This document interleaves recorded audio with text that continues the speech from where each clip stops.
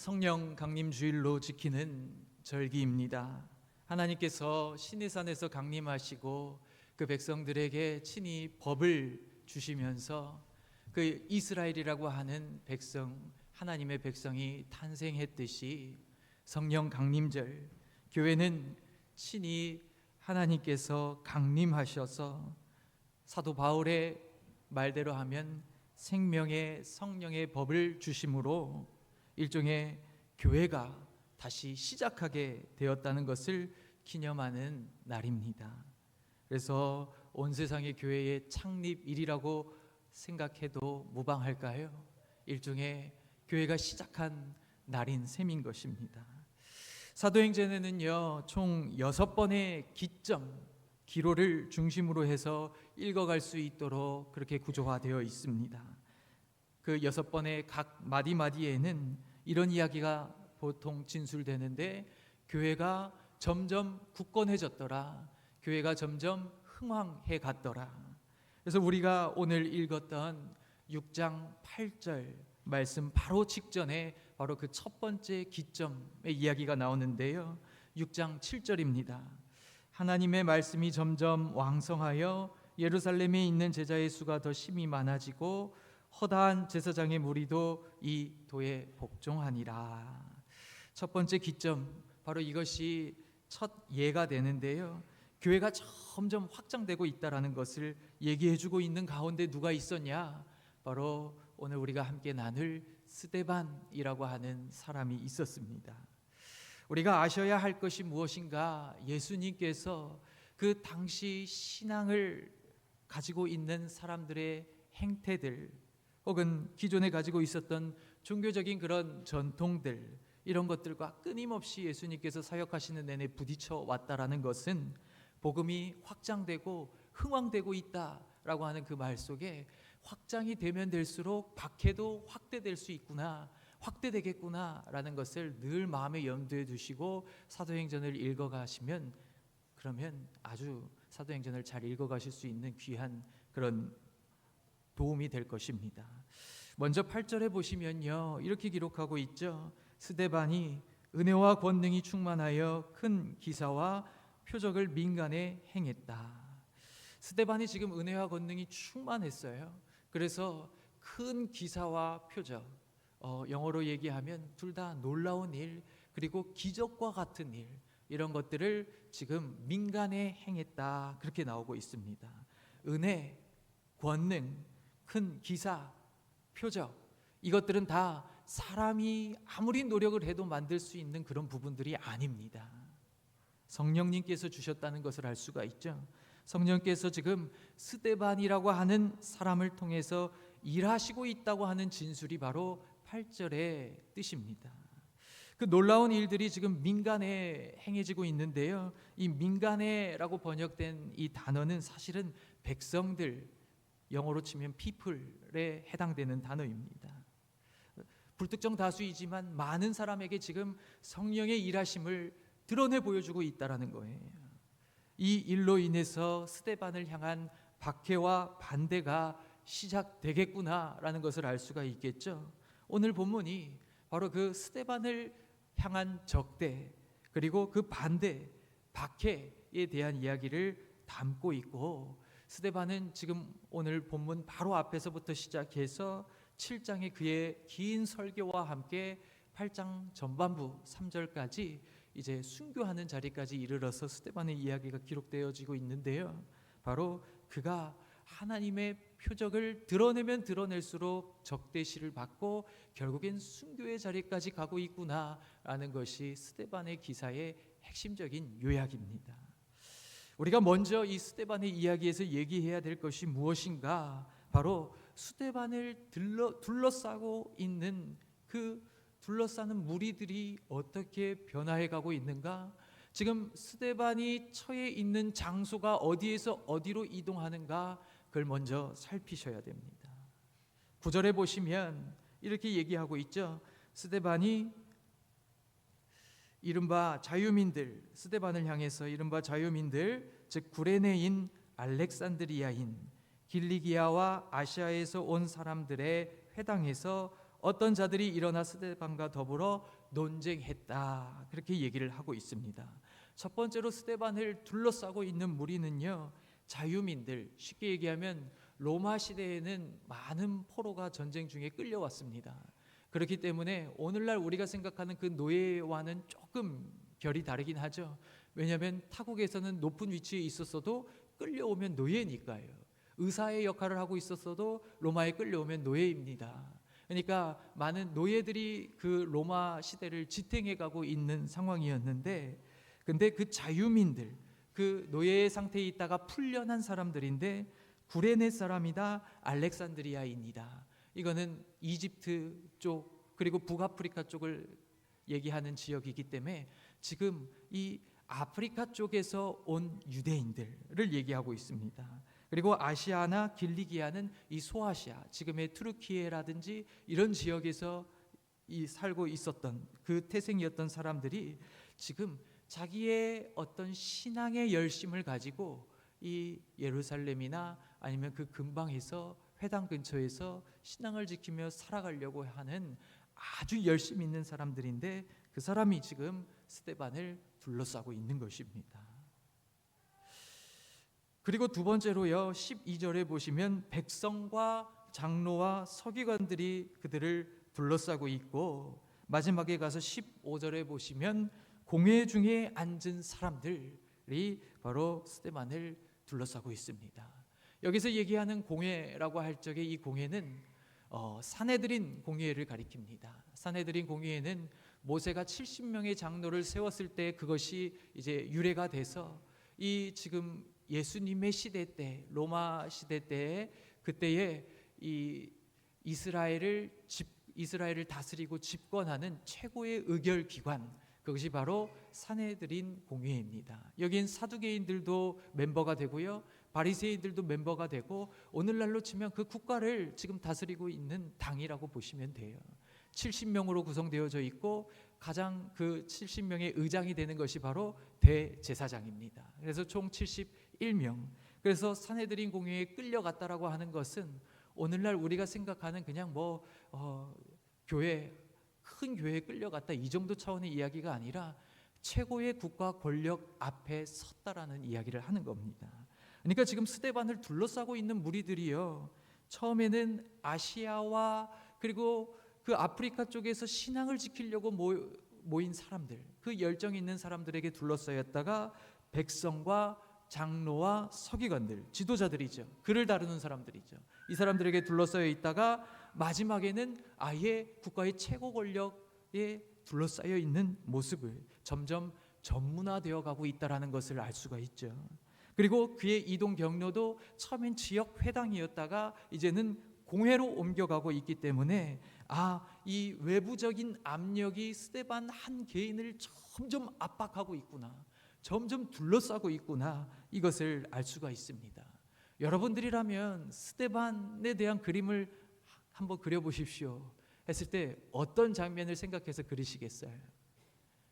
이 화가들은 그 한 장의 도화지에다가 모든 것을 다 설계해 넣어야 되기 때문에 그거를 참 고심을 많이 하고, 그런 부분들을 살피면서 그림을 보면 그림이 진짜 재밌죠.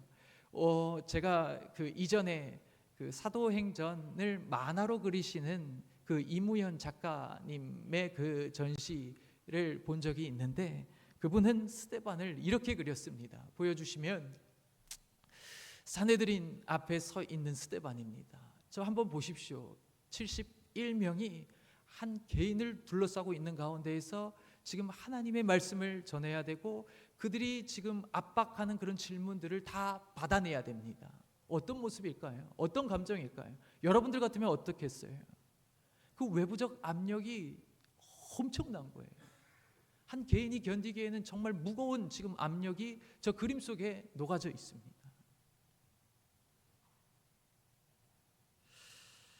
스데반이 이 일들을 어떻게 겪어냈으며 그 7장에서 아주 힘있는 그의 구약의 전체를 조망하는 설교, 그거를 할 수 있었던 것, 저도 목사인 입장이지만 이런 분위기에서 설교하려고 하면 아마 입이 바짝바짝 마르고 더 긴장을 많이 해야 될 것입니다.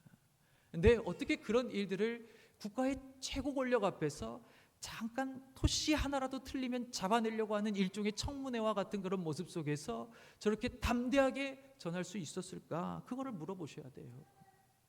어떻게 그럴 수 있었을까요? 그 질문을 가지고 바로 그 다음 절을 살펴야 되는 것이죠. 지금 오늘 본문에서 스데반을 꾸며주고 있는, 스데반이라고 하는 고유 명사를 꾸미고 있는 그런 형용사적인 특징들, 어떻게 묘사를 하고 있는가? 가장 대표적으로는 15절에 보시면 스데반의 외관입니다. 그의 얼굴은 천사의 얼굴과 같았다라고 얘기를 하는 거예요. 여러분, 청문회 앞에서 늘 웃고 있는 사람의 모습은 어떻습니까? 그 웃음이 정말 여유에서 비롯된 웃음일 수도 있지만 그 카메라 속에 찰나에 지나가는 모습 속에 잠깐 이 표정들 나오죠. 그 표정들이 이 사람이 지금 얼마나 웃음 띤 얼굴을 하려고 노력하고 있구나를 보여주는 대목이잖아요.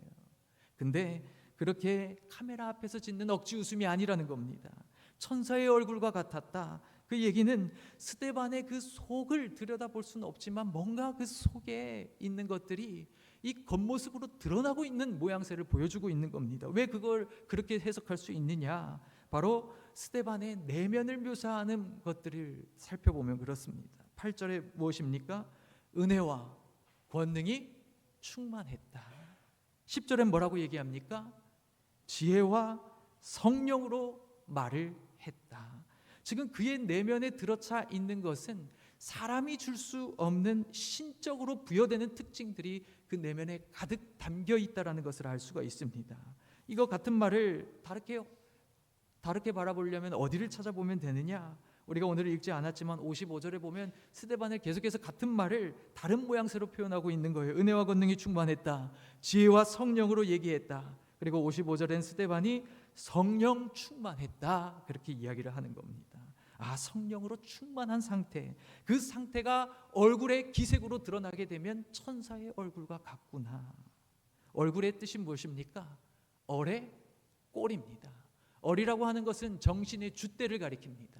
이 정신의 줏대가 이 모양, 겉으로 드러나는 모양으로 드러날 때 그것을 우리는 얼굴이라고 부르는 거예요. 스데반의 속을 들여다볼 수는 없지만 그 스데반을 채우고 있는 그 내면적인 압력들이 어떠한지를 확인할 수 있다. 얼마나 밀도 높은 압력으로 꽉 들어차 있는 내면이 있는지를 알 수 있는 것이 천사의 얼굴과 같다. 그 표현에서 알 수 있는 거죠. 여러분, 인간의 몸 안의 기압은 1기압이에요. 왜 그렇습니까? 대기압이 1기압으로 누르기 때문에 그 누르는 것에 맞서서 이 땅에서 버티고 살아가려면 밀어내는 힘이 1기압이어야 되는 거예요. 그래서 우리는 1기압으로 되어져 있습니다. 우주에 가면 기압이 바뀌기 때문에 우주복을 입지 않으면 그래서 견디지 못하는 거예요. 현대인들이 겪는 호소하는 많은 정신적인 고통이 어디에서부터 비롯되느냐? 이런 외적으로 들어오고 둘러싸고 우리를 압박하는 압력에 견딜 수 있는 내면적인 기압이 부족하기 때문에 그렇습니다. 내부 압력이 압도하는 외부 압력을 견디지 못하는 거예요. 근데 스데반이 지금 성령으로 충만했다고 하는 얘기가 무슨 얘기겠어요? 왜 처음에 이 지방의 회당에서 그 종교적인 열심을 가지고 있는 사람들이 아무리 논쟁하려고 해도 스데반을 한 사람을 못 당해내는 겁니까? 그 내면의 성령이 충만했다는 거예요. 왜 전문가들, 서기관들도 그리고 그 지도자들인 장로들도 이 사람을 충동질해서 이 사람을 무너뜨리려고 해도 못 당해냅니까? 스데반의 내면적인 기압 때문에 그렇습니다. 왜 국가의 최고 권력이 이 사람을 정말 눈초리가 그런 죽이려고 하는 아주 무서운 눈초리로 쳐다볼 때 보통의 사람들은 거기에서 공황장애가 오겠죠. 그렇지만 어떻게 버티고 거기에서 더 담대하게 설교를 전하고 있는 것입니까? 그를 채우고 있는 내면적인 압력이 보통이 아닌 거예요. 이 땅이 감당할 수 없는 하나님께서 부여하신 특징이라는 것을 오늘 보여주고 있는 것입니다. 그래서 지금 이 싸움의 대결은 어떤 싸움이냐? 지금 강함과 그리고 깊이의 싸움입니다. 이 싸움의 양상, 이 싸움의 힘을 행사하는 실력을 행사하는 방향성을 한번 잘 살펴보십시오. 이들이 지금 스데반을 적대하고 있는 사람들이 싸워가는 이 싸움은 강함의 싸움이에요. 보여주는 힘입니다. 그래서 그들이 어떻게 합니까? 11절에 보면 사람들을 매수하면서 그들의 실력을 행사하고 충동시켜서 사람들에게 그렇게 실력을 행사하고 그리고 거짓 증인들을 세워서까지 그들이 얼마나 강한 사람들인지를 계속해서 겁주고 두렵게 만드는 것으로 그들의 권력을 유지해 가는 겁니다. 왜 굳이 이렇게까지 하나? 거짓 증인까지 세우고. 그들이 지금 얘기하는 스데반의 죄목이 무엇이냐? 11절에 나와 있습니다. 이 사람이 모세와 하나님을 모독하는 말을 한다. 쉽게 얘기하면 신성 모독이라는 겁니다. 예수님께 붙여진 제목이기도 하죠. 이게 무슨 말인가? 모세와 하나님을 모독을 어떻게 하면 모세를 모독하고 하나님을 모독하는 것인가? 그게 13절에 병행어로 나옵니다. 13절은 바로 이 사람이 이 거룩한 곳과 율법을 거슬러 말한다. 모세가 율법을 줬잖아요. 모세는 율법을 가리키는 말이었어요. 그러니까 율법 그리고 거룩한 곳은 성전을 가리키죠. 성전 이것들을 모독했다는 겁니다. 얼핏 들으면 이 이유는 신앙적인 이유입니다. 아 그렇구나. 이 사람들이 지금 신앙을 지키려고 우리가 믿는 우리의 정말 참된 주인이신 여호와 하나님을 보호하기 위해서 이 사람들이 이렇게 분노하고 일어섰구나 라고 얘기하고 싶겠지만 그렇게 얘기를 하고 있지만 근데 그들의 대응 방식을 보면 하나님이라고는 찾아볼 수도 없습니다. 매수하잖아요. 충동을 시키잖아요. 거짓 증인들을 세우잖아요. 아니 모세의 율법을 존중한다면서요. 아니 모세의 율법을 모독하지 않기를 원한다면서요. 근데 어떻게 거짓 증인을 세웁니까? 모세의 율법에 다 위배되는 행동들을 하고 있는 그들의 대응 방식은 아 신앙이 결여된 사람들이구나 라는 것을 보여주고 있죠.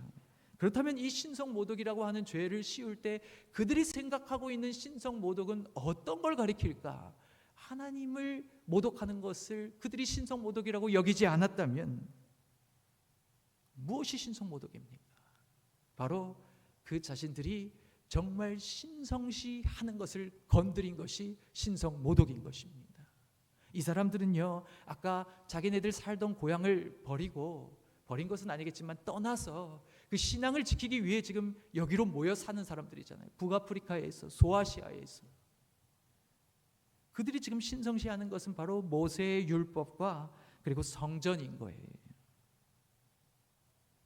다시 바꿔 얘기하면 우리는 성전과 율법이라고 되어져 있지만 내가 스스로 여기는 신성시하는 것들을 여기다가 집어넣어서 읽어도 무방하다는 얘기를 하고 있는 겁니다. 자신들의 과업, 자신들의 밥줄이 어디에 걸려 있어요? 산헤드린 공회에는 성전에 걸려져 있어요. 성전이 70년에 파괴되면서 사두개인들이 다 없어집니다. 바리새인들만 남아요. 왜 그럴까요? 자기네들이 먹고 사는 밥줄 성전 중심으로 제사장들이잖아요. 사두개인들은 사두개파는. 그러니까 다 없어지는 거예요. 그 직장을 상실한 겁니다. 자신들이 신성시 여기는 과업들, 자신들의 밥줄, 자기가 하나님이 오셔도 이것만큼은 절대로 건드리면 저 하나님 안 봅니다 하는 이런 것들의 목록들을 거기다 집어넣고 읽으라는 겁니다. 그들이 지금 왜 실력을 행사하느냐? 이것들이 건드려질까 봐 불안해서 지금 더 큰 힘으로 두려움을 주려고 하는 겁니다. 근데 스데반의 힘의 방향성을 보십시오. 이거는 바깥으로 계속 쏟아내는 힘이 아닙니다. 이 주변을 자꾸 모아가지고 위압감을 조성하는 그런 힘 아닙니다. 이것들은 자꾸 차곡차곡 쌓이는 힘입니다. 내면에 쌓이는 힘이에요. 눈에 띄지 않지만 중심이 있는 힘이고 무게가 있는 힘입니다. 하나님께서 임재하셨기 때문에 강림이잖아요. 아래로 내려오는 겁니다. 임하는 겁니다. 가라앉는 양상으로 이 힘이 채워지고 있다는 것을 보셔야 됩니다. 무겁게 내려앉는 그 방향성은 바로 하나님의 성령 충만한 임재가 이 힘이 어떻게 발현될지를 우리가 예상해 볼 수 있는 거예요. 하나님의 임재를 가리켜서 여호와의 영광이라고도 표현하고 그 영광 속에는 여호와를 빛으로 바라보는 느낌과 무게감으로 바라보는 느낌이 다 들어 있습니다. 카보드 야훼라고 해서 카보드는 원래 이 상인들이 쓰는 단어예요. 무게입니다. 무게를 측정해서 저울에 달아서 그걸로 서로 물건을 주고 사고 파는 겁니다. 근데 그 이야기를 카보드 야훼 하나님의 무게감으로 여호와의 임재를 왜 이 사람들은 표현할까요? 이런 단어들은 그냥 상식으로, 신앙적인 상식으로 잘 외워두십시오. 카보드 야훼. 성령 충만이라고 하는 것은요, 우리를 뭔가 보이진 않지만 아주 단단히 묶어매는, 우리의 모든 코어들을 다 꽉 붙잡아서 절대로 흔들리거나 넘어지거나 무너지지 않도록 하나님께서 내려앉아서 잡아주시는 그 힘이라는 거예요. 그게 성령 충만입니다.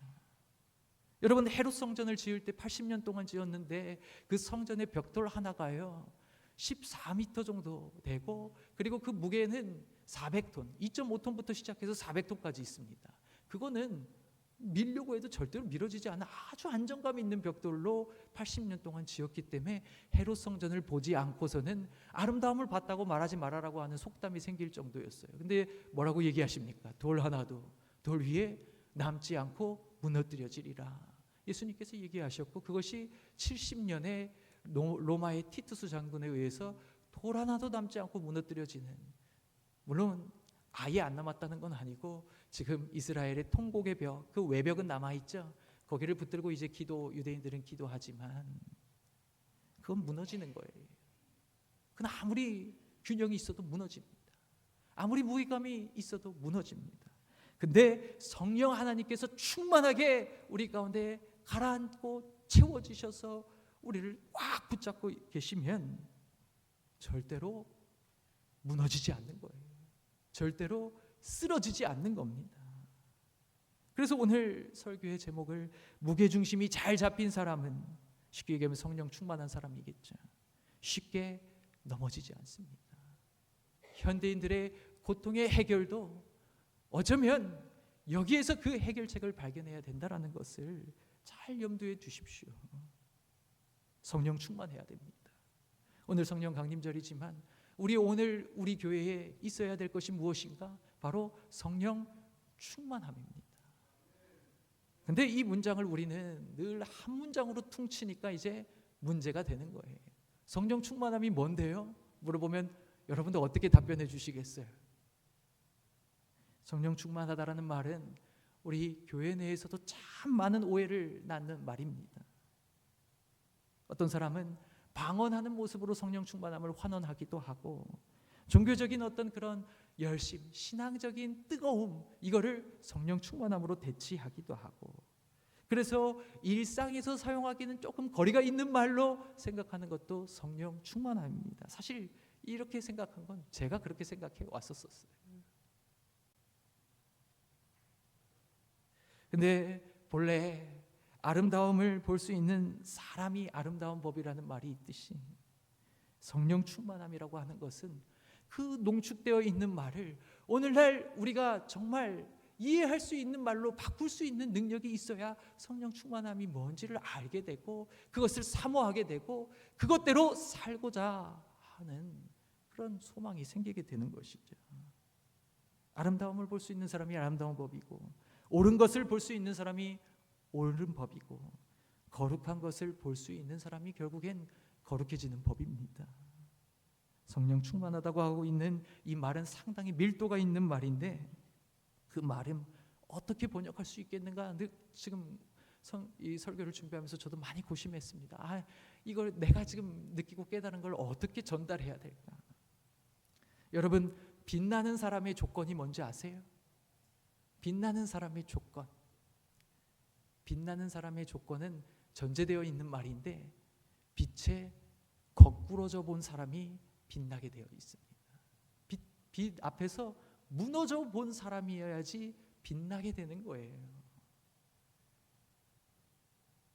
지금 성령이 우리 가운데 찾아오셔서 내주하시고 쌓여가시고 아주 꽉 들어차서 붙드신다라고 할 때, 이 성령 하나님은, 이 존재는 창조 전까지 거슬러 올라갑니다. 이 창조 세계를 만들 때에 곁에 계셨어요. 그렇죠? 그리고 모든 태고적의 그 흉용하는 바다를 꽉 쥐어 잡고 있었던 밀도 있던 힘이 무엇입니까? 수면 위를 운행하셨더라. 창세기 전반부에 나오는 이야기죠. 그 흉용하는 물은 모든 세계를 두렵게 만드는 힘이었는데 그거를 꽉 쥐고 계시는 수면 위를 운행하시는 그 독수리와 같은 아주 위험찬 모습이 성령의 능력입니다. 그래서 그분 앞에 서게 되면 어떤 일이 벌어지게 될까요? 그분 앞에 서게 되면 이 세상의 힘이 얼마나 강하든지 관계없이 그 세상을 견디고도 남을 만한 답을 갖게 되는 거예요. 왜요? 창조 때부터 이 세상을 만들 때부터의 그 모든 설계 과정과 일들과 하나님의 의도가 다 성령은 통달하고 계시기 때문에, 그래서요, 성령을 만나게 되면, 성령의 임재를 경험하게 되면 옳은 것을 깨닫게 되는 겁니다. 인생이 아니죠. 인생은 너무 짧아요. 이 모든 세상의 처음부터의 시작부터의 그 모든 것들의 답을 얻게 되는 거예요. 그 옳은 것을 깨닫게 되면 모든 것을 섭렵하고 통달하는 그 답을 마주치게 되면 어떻게 될까요? 눈물이 찾아옵니다. 눈물이 찾아와요. 내가 지금까지 속고 살았구나, 잘못된 것들 위에 살고 있었구나, 이런 것들이 깨달아지게 됩니다. 그래서 나의 삶의 주파수를 그동안 내가 맞춰오던 것에서 바꿔서 보다 근원적인 것에 맞추기를 결단하게 되고, 나는 나 하나만 잘 되고 나 하나만을 위해서 살아가는, 다른 사람들을 생각하기에는 버거웠던 그런 개인적인 사람이었는데 세상을 위한 기도자로 나서게 되는 것도 성령의 임재를 경험한 사람들이 경험하는 일들입니다. 어떤 상황이 와도 그 성령의 마주침을 경험하게 되면, 만남을 경험하게 되면 근원적인 답을 얻었기 때문에 어떤 상황에도 대응할 수 있는 힘과 능력이 생기는 거예요. 그런 내적인 신성입니다. 그래서 하나님께서 요구하시는 창조적인 방향, 그 모든 일을 그 방향으로 감당해 나아갈 수 있는 능력이 생기게 되는 거예요. 여러분들이 그토록 여러분들의 직종에서 얻고자 했던, 성공을 위해서 얻고자 했던 그런 능력들의 총체적인 성격이 성령의 마주침에서 오게 되는 겁니다. 우리는 몰랐죠. 그래서 지식적인 한 부분적인 지엽적인 차원에서 우리가 최대한 노력을 해서 거기에서 우리의 직장에서 성공을 하지만 얼마나 그것이 무게중심이 가볍습니까? 그걸로 버틸 수 있는 게 한평생을 메우면 다행이지만 메울 수 없는 것도 사실이잖아요.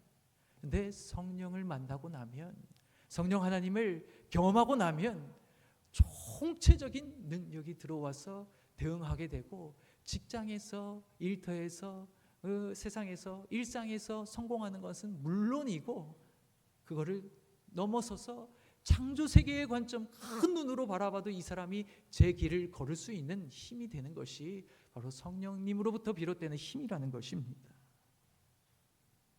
많은 부분 인생에 하나님께서 인생에게 요구하시는 그런 사항에 대한 불순종이 어디서부터 오는가 물어보실 적에 바로 정말 힘 아닌 것, 물론 엄청 거대한 힘입니다. 지금 스데반을 둘러싸고 있는 그 장면 봤잖아요.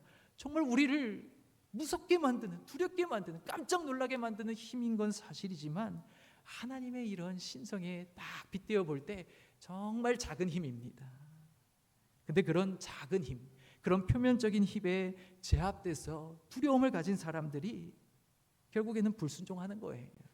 자기가 신성시하는 것들 무너질까 봐서 불순종합니다. 근데 그 불순종의 얼굴이 어떤 모습이냐? 불순종의 겉모습은요, 하나님을 무시하는 그런 버릇없는 모습, 불경건한 모습, 그런 모습을 띠고 있지 않아요. 불순종의 모습은 내가 내 삶에 정말 근면하고 충실하게 아주 열정적으로 살아가는 모습으로 드러나고 있습니다. 그러니까 자꾸 우리가 난 열심히 살고 있는데 점점 하나님과 멀어지는 걸 이해를 못해요. 그래서 난 하나님과 가까워지고 있다고 착각하거나 아니면 그렇게 바꾸어서 부르기로 결심합니다. 그래서 자꾸 자기는 불순종하고 있는데도 불순종의 용의선상에서 자기 스스로를 제외시켜요. 자기가 지금 수배 대상인지도 몰라요. 자기들만 모릅니다. 그래서 어떻게 합니까? 십자가에 매달으라고 십자가 처형에 가담하는 사람들이 됩니다. 그게 군중이었고, 그리고 스데반의 마지막 장면에 누가 등장해요? 그게 사도 바울이었습니다. 그렇죠? 모르고 하는 일이에요. 자기가 용의자인지도. 그러니까 그때마다 성령이 충만한 사람들은 자기가 죽어가면서도 뭐라고 기도할까요? 주여, 하나님이여, 아버지여, 저들의 죄를 저들에게 돌리지 마옵소서. 모르고 하는 거라서 그를 알고 있는 거예요. 지금 너희들이 하는 것이 무슨 일인지 니네 스스로가 모르고 있다. 그렇구나. 오늘은 성령 강림절인데 이 성령 강림이라고 하는 이 의미를 다시 한번 새롭게 해석해 가십시오. 아주 창조적으로, 그리고 정말 여러분들의 피부에 와닿는 그런 의미로 해석을 해내지 않으면 여러분들은 성령 충만함을 절대로 바라지 않을 것입니다. 교회 내에서만 성령 충만하게 해주세요 기도할 것인지 모르죠. 왜 선배 목사님들이 그렇게 모든 주님의 일을 감당할 때 기도해라 그렇게 얘기했는지 저도 처음에는 몰랐어요. 아니, 기도보다는 준비를 더 많이 하면 되지. 그게 더 현실적이고 더 그게 근거 있는 일이지. 근데 어느 순간 이게 깨달아지면서 알게 되는 것은, 야, 그렇구나. 이 하나님의 신적 능력은 기도가 그냥 뭐 기도회에 참석하다 이 정도 차원의 이야기가 아니고요. 기도는 하나님과 내적인 친밀함, 교제를 말합니다. 그렇죠? 거기에서 힘이 오는 거예요. 우리가 준비를 정말 근거 있게 열심히 해도요, 거기에 그 힘의 무게감이 있어서 그게 근거가 돼서 우리가 힘 있게 전할 수 있게 됩니다. 근데 그거는 기본이고요. 준비도 잘해야 되고, 그리고 하나님의 말씀으로 늘 묵상해야 되고, 그 말씀의 줄을 잡고 기도하고 하나님과 교제하는 가운데서 나오는 힘은 어떨까요? 71명이 아무리 최고 권력이라고 해도, 세상의 모든 권력이 와도 당해낼 수 없는 내적인 기합이 엄청 밀도 있게 우리를 붙들게 되는 능력이 됩니다. 그것이 바로 성령 충만함입니다. 그래서 성령 충만함을 늘 사모할 수밖에 없고, 그렇구나, 내가 국가의 그런 위기적인 일을 감당할지라도 성령 충만해야 되고, 내가 정말 내 회사에서 어려운 위기를 만났을 때도 성령 충만해야 되고, 내가 이 믿지 않는 사람을 안타깝게 여기면서 긍휼히 여기면서 뭐라고 얘기해야 될지를 고민할 때도 성령 충만해야 되고, 사소한 것부터 모든 것까지 성령 충만해야 돼서 성령 충만합니다, 성령 충만해야 됩니다, 이런 워딩이 교회 내에 자리 잡았는데, 이거를 나중에 깨닫지 못한 사람들은 이 워딩만 들었기 때문에 자꾸 이렇게 관용어구적으로만 쓰지 정말 그게 무슨 의미인지 몰라 살아왔구나 라는 것을 깨닫게 되는 거죠. 우리 사랑하는 의왕제일교회 모든 식구들이 이번 강림절을 계기로 성령 충만함을 사모하고 성령 충만하셔서 일상에서도 정말 힘차게 살아가시고, 그리고 하나님이 보시기에도 정말 무게감 있는 인생으로, 절대로 넘어지지 않는 인생으로, 두려움 앞에서도 굴하지 않는 멋진 인생으로 세워지시는 그런 복된 성도들이 다 되시기를 주님의 이름으로 간절히 축복합니다. 기도하겠습니다. 은혜가 많으신 아버지 하나님, 감사합니다. 오늘 말씀을 통해서 성령 충만함이 무엇인지를 새겨보고 나누게 하시니 감사합니다. 우리의 바람이 되게 하시고 우리의 참된 근원적 소망이 되게 하셔서 우리가 이걸 붙들고 살아가고, 또 주께서 우리의 마음에 임하셔서 모든 일들을 감당하고도 남는 그런 영적인 기계가 우리 사랑하는 모든 식구들 마음속에 그 중심에 임하게 하옵소서. 거룩하신 예수님의 이름으로 간절히 기도드립니다. 아멘.